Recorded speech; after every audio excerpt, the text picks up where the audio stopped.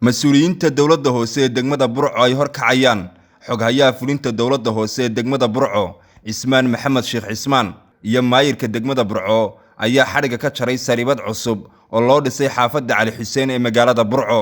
taasi oo si casri ah loo dhisay isla markaana ay baahi weyn u qabeen bulshada ku dhaqan xaafadaasi waxaana ugu horeynba halkaasi ka hadlay xoghayaha dowladda hoose ee degmada Burco Ismaan Maxamed Sheekh Ismaan Nuur iyo maayirka degmada Burco iyo qaar ka mid ah xildhibaanada golaha deegaanka iyo wakiilada ee Somaliland waxaana ay ka warbixiyeen saribadan laga hirgeliyay xaafadda Cali Xuseen taasi oo ay ku dheeraadeen muhiimadda ay u leedahay bulshada ku adeeganaysa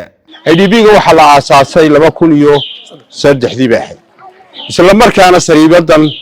xilligaas laga sameeyay ilaahay qadarkiisa may suuroobin ilaa imika ilaa maanta ka hor inay saribadaasi shaqayso maanta nasiibkeedu noqday inay shaqayso kawaankii hilibka ee magaalada xaafadda Cali Xuseen taas horta waa qodob wax ilaahay loogu mahadnaqo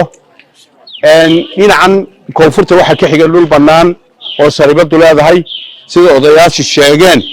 waliba si dhiiran bay u hadleen waxay dhahdii contribution looga baahdana waa ku daraynaa waxaan anaguna ballan qaadinaa haddaan nahay maamulkii degmada inaan u dhammaystiro haddii ilaahay raali ka noqdo taasina waa taa waxa kaloo jira oo run ahaantii saribadan maanta gacanta laga qaaday qof walba ama xaafad kasta isaga dayactir wixii la sameeyo xaafadan oo sida xogayuu sheegay la aasaasay muddo 20 sano ku siman isla markaana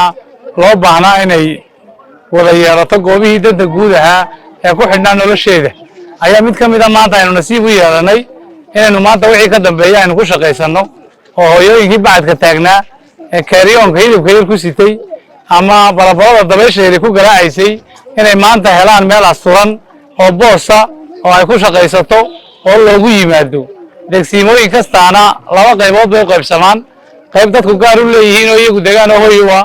iyo qayb dadka guud ah maanta suuqii horeeyay hilibkaynu furaynaa ka qodradana insha Allah way ku xigsiinaynaa garoonkii carruurta arrinka qashinkana agaasimi iyo xildhibaankii arrimaha bulshada way joogaan qiimeyn baa lagu sameeyaa maanta meelo badan oo Cali Xuseen kamid ah baanu dheendheen ku sameeynaa maanta waxaan joognaa degmada amba xaafadda Cali Xuseen IDB waxa xariga looga jarayaa saribadii oo dayactir ballaaran markii hore bilowgeed in ay dawladda hoose dhistay imkana dayactirkii iyo wixii ka dhinaa ay dawladda hoose ku soo kordhisay xanaanada oo injineerkii dhisay uu joogo oo tir ahaan qaadaysa ilaa 47 meelaha 45 qof ay fadhiisanayaan runtii farxad bay u tahay in dadkaasi ay ku adeegtaan oo suuq u soo kordhay ay noqoto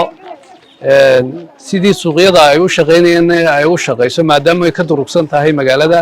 oo ay masaafo u jirto runtiina ay iyaguna uga faa'iideystaan sida ugu fiican una ilaaliyaan maanta oo bishu tahay 16kii bishii 3aad 2023 waxaan halkan xarig ka jaraynaa saribadii lagu talagalay hiliblayaasha xaafadda Cali Xuseen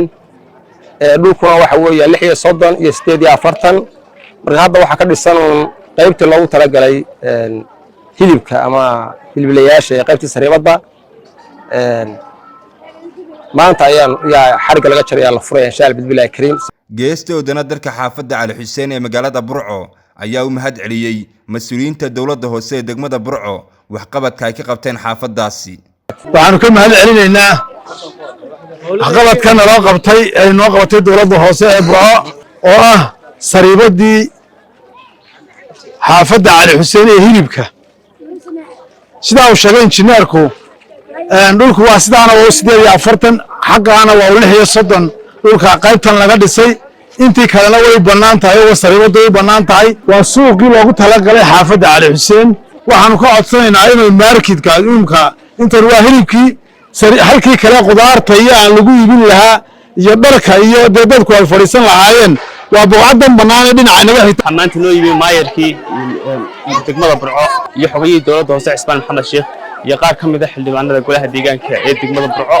runtii maanta ay farxad weyn bay noo sameeyeen oo aanan hore u haynin in muddaa xaafadan waxa ay u baahan in maartay hesho goob sariibada oo dadku maartay ay adeegooda ay ku kala iibsadaan ama dadka ku caadiban dariiqada fadhiya ee wax ku iibinaya haddii xoolo ku iibinayaan iyo haddii khil ku iibinayaanba dhibaato weyn ku qabay haddii tahay bacad iyo roob iyo alaabto ka dayacanta alxamdulillaah rabbil caalamiin maanta waxay heleen sariibadiina maanta xadhiga laga jaray waxaan rajaynaynaa inay wax weyn ka tari doonto baahidii loo qabay cabdirashiid timir maqal muuqa caalamiga iyo Home Cable TV burco.